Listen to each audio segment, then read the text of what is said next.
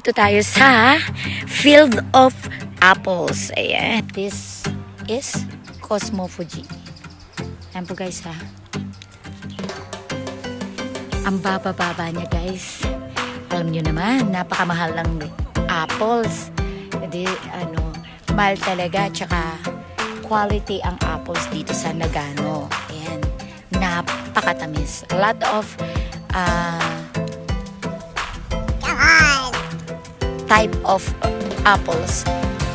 Pink Panther po yung napakatamis dito na well known po dito sa Nagano. Medyo may kamahalan niya lang. Apples. Tingnan nyo naman guys.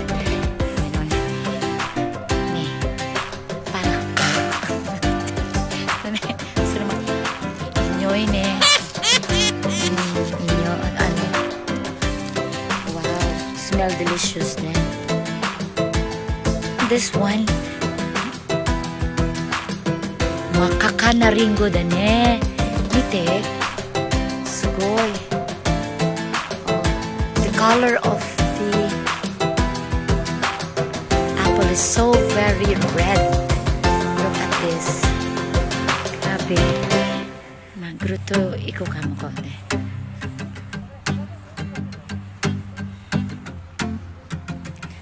Apple field.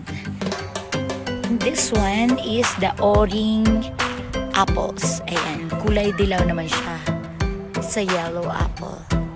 Orange apple. Ayan, it was written in the Japanese there. Orange apple.